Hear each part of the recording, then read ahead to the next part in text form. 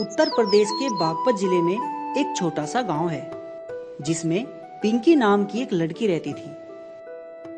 पिंकी अपना ज्यादा समय पढ़ाई को देती थी, जिस वजह से वो बहुत होशियार थी और समय मिलने पर वो घर के कामों में अपनी माता का हाथ भी बटाती थी। जब पिंकी ने 10वीं की परीक्षा दी तो वो बहुत अच्छे अंकों से पास हुई, जिससे खुश होकर उसके पिता ने उसे एक फोन उपहार में दिया।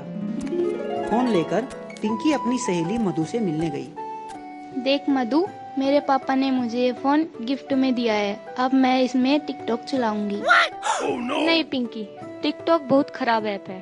टिकटॉक यूज करने वाले लोग और कुछ नहीं कर पाते, बस टिकटॉक में ही फंस जाते हैं। अगर फोन का सही प्रयोग करना है तो यूट्यूब पर RKB कैम्फी वीडियोस नाम का चैनल देख, जहां से तू 12वीं की केमिस्ट्री और फिजिक्स की अच्छी तैयारी कर सकती है।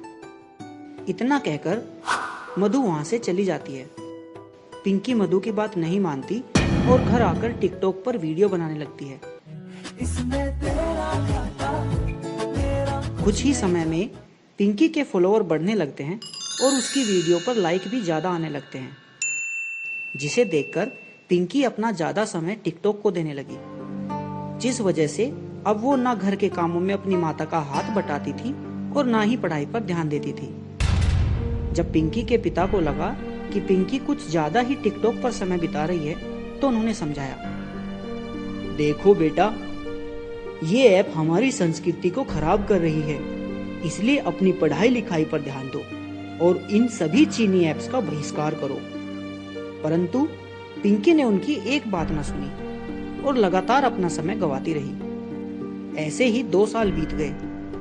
अब की बार पिंकी ने 12वीं की परीक्षा दी और टिकटॉक पर ज्यादा ध्यान देने की वजह से वो पढ़ नहीं पाई, इसलिए फेल हो गई। इस बार पिंकी के पिता ने पिंकी से मोबाइल वापस ले लिया और उसके लिए सारी चाइनीज ऐप बैन कर दी, जिसके बाद पिंकी को अपनी गलती का एहसास हुआ और वो फिर से मन लगाकर पढ़ाई और काम करने में लग गई। कहानी का सार, जिस काम को करने से हमें या देश को कोई हानि पहुंचती हो, उस काम को कभी नहीं करना चाहिए, फिर चाहे वो हमारे लिए कितना ही महत्वपूर्ण क्यों ना हो। याद रखो, मोबाइल हमारे लिए है, हम मोबाइल के लिए नहीं।